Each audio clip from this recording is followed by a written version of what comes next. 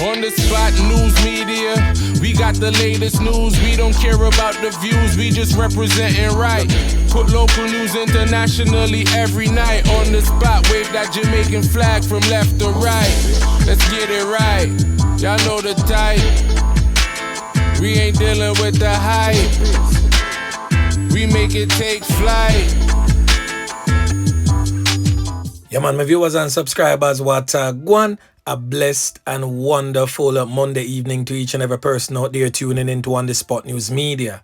Now my peeps, I have a few stories to share with you, the regular members of Chan Public and also members of the diaspora. So please, like the video, share the video, watch the entire vlog so you can get a full understanding and a better appreciation of everything we're going in Jamaica. So watch this now my peeps. In the ending part of me, I carried a story where this man, presently on your screen, identified as 39-year-old Andre Allen, said to be from a Burger Avenue, more popularly known as Burger Gully address in the Eastern Kingston Police Division. It was first carried as a missing person report by On The Spot News Media, and then a follow-up story was carried where it was revealed that his lifeless body was found dumped in a pit inside his own yard along Burger Gully in Kingston Eastern. Now since that, the police have did their investigations and 2 men have since been charged with the loss of life of Andre Allen and also accessory after the fact following the discovery of the bearer's body in the pit inside his Burger Avenue home in Kingston Eastern. Now, the criminal elements who have been charged by the police has since been identified as 21-year-old Orlando Hamilton, otherwise known as Baba, and also charged with the loss of life of Andre Allen is Norman Dickens, otherwise known as Bob, both of a Burger Avenue address. Now, the police believe that the 39-year-old Andre Allen was taken out in his community sometime between May 18 and May 22. The police alleged that Orlando Hamilton stumbled upon Allen's lifeless body in the yard with 5 men standing over him. Later in the morning, both Hamilton and Dickens were seen mixing cement and covering the pit in which Allen's body was later found. So following an investigation, both men were taken into custody and charged based on eyewitness statements. Now it's up to the 2 that has been formally charged by the police. If you tell the police them now, which 5 man that was standing over the lifeless body of Andre Allen.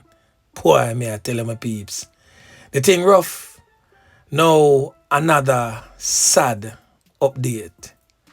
I'm pretty sure by now some of the regular ones them would have heard that skeletal remains was discovered in the Clarendon Police Division that are said to be that of the missing teacher. Boy, may I tell you, Jaja God, it really rough. Now the missing teacher presently on your screen identified as Danielle Anglin has been missing for quite some time. Now the skeletal remains were found in Salt River in Clarendon this morning, that's Monday. Now the 29-year-old woman was last seen on the 13th of May 2024 when she left home in Elsha in St. Catherine. She left for work at the St. Peter Claver Primary School in St. Andrew. Now we're going to hear from Deputy Superintendent Clifton Green, the man in charge of crime in the Clarendon Police Division, as he weighs in on this latest gruesome find in his police division. Listen. This scene that we're on is in the Salt River community on the road to a quarry, where the St. Catherine South Police in conjunction with the Clarendon Division have carried out investigations relative to a missing person. And so far we have found skeletal remains, and those remains have been processed and have been collected for further evidentiary processing. We wouldn't want to say at this time the intricacies of the investigation, but we do say that these skeletal remains have significantly improved information that we seek in the investigations. Well, as we all know, the police will not definitively say that it is her remains until they have done the proper forensic work on the skeletal remains. But from everything that we have heard and seen, everything points in the direction that the skeletal remains is indeed that of the missing teacher. Really, really sad. Boy, may I tell you. The thing rough. Now over there in the St. Andrews Central Police Division, the police have processed a scene along Slipe Road in St. Andrew this morning, where the bullet-riddled bodies of 2 men were found in a gully. Now on the Spot News Media was reliably informed that explosions were heard in the area sometime around 6 p.m. on Sunday. A passerby alerted the police to the gunshot-riddled bodies of the 2 men sometime around 7 a.m. Monday morning. Around 30 spent shells were found on that scene. Both men were wearing ski masks.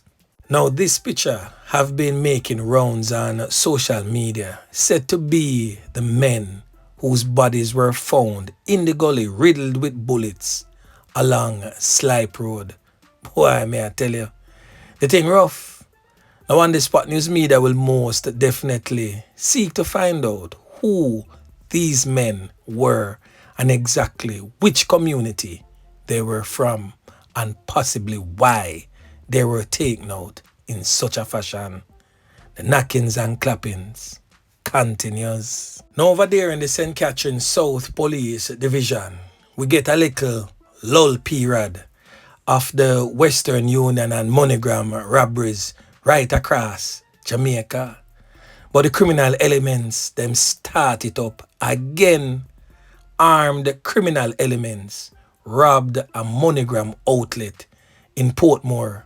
1 person so far in police custody. Now, this morning, the criminal elements, them escape with an undetermined sum of money after they held up a MoneyGram outlet at the Portmore Mall in St. Catherine. Now we're going to hear from the commander of Zone 2 in the St. Catherine South Police Division. That's Deputy Superintendent Earl Grant, as he weighs in on this latest spate of robberies in his police division. Listen.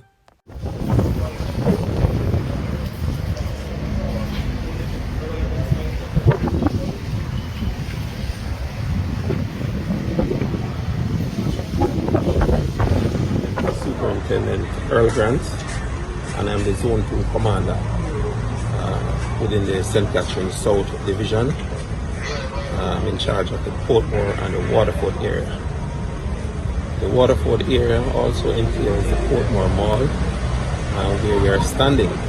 Here at 11:15 this morning, we had a robbery here at the Alliance MoneyGram, where 2 armed men on foot entered, one wearing a construction vest, orange and yellow, both wearing masks over their faces. They pulled firearms and proceeded to held up the tellers within the establishment, and they demanded money, of which they received. A security guard who was on duty observed what was happening, also interacted with one of the men who demanded that he open the door. In an attempt to do so, there was an exchange of gunfire between the security guard and the gunmen, one of whom we believe to be hit as a result of the gunfire. They both escaped with an undetermined sum of cash, some of which fell on the floor. They both escaped in a waiting motor car. The motor car has since been recovered by the police, and we observed within the car that there were bloodstains afoot, as also some bloodstains were found within the establishment. So we are of the belief that one of the men were in fact injured, and we have also checked the hospitals. We have not found anyone as yet, so we believe that they went somewhere underground to nurse their injuries. But we're asking persons out there who know these individuals, know where they are, to communicate with police, either in Portmore 119, just contact the police and let us know so that we can proceed with the investigation. We have also advanced our investigation. I will not say much about that in terms of having someone in custody who we are interviewing right now in relation to the men who were involved in this robbery. Now, other video footages have also been circulating on social media. Listen. No, but you calm down.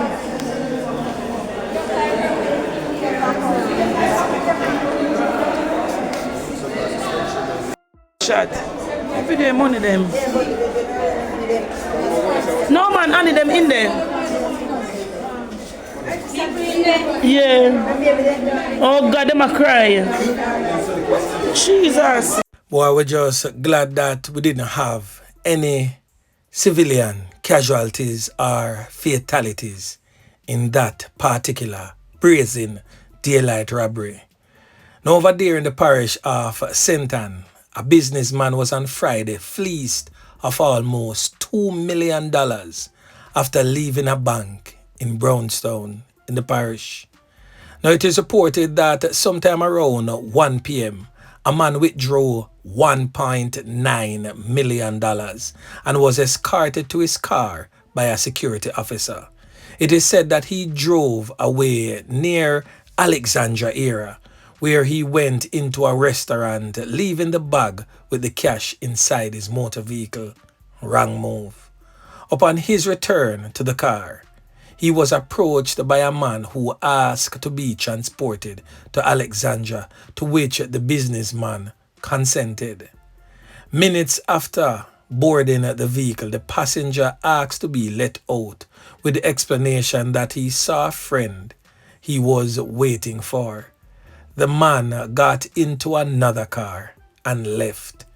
The businessman then checked for the money under the car seat where he had placed it, but it was missing.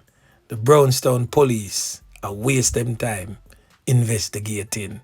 Boy, may I tell you, that is most definitely a laugh. So it's either if this brother here really tell the truth, it must be a clean clothes madman for everything play out the way he said it did, or him just rob himself the money and go report it to the police, because this literally nah add up. The addition here definitely nah maths at all. Now the last thing that we are going to talk about is an incident that took place over there in the Clarendon Police Division in a lockup. Now the Commissioner of Police, Dr. Kevin Blake, has directed the Inspectorate and Professional Standards Branch of the Jamaica Constabulary Force to commence an immediate probe into the circumstances that resulted in the loss of life of a prisoner by other detainees at the Chapelton lockup in Clarendon this morning. The team from the Independent Commission of Investigations, INDECOM, is also processing that scene. The deceased prisoner has since been identified as 31-year-old Rikima Bravo, said to be unemployed of a Iron Gate district address in Chapelton, Clarendon. Now, according to the police, sometime around 3:15 a.m., unusual sounds were heard coming from one of the cells and checks were made. It is said that the prisoner, Bravo, was seen with a wound which was reportedly inflicted by other prisoners. He was, however, transported to the Maypen Hospital where he was pronounced you know what. The police stated that Bravo was taken into custody on Saturday after he attacked his grandmother with a knife and destroyed her property. He was charged with assault at common law and malicious destruction of property. Boy, me I tell you, my peeps, the thing rough. But anyway, remember to like, share, subscribe to the channel. Stay tuned to On The Spot News Media as I continue to bring you fresh news and updates in subsequent newscasts. On The Spot News Media. Yeah, man.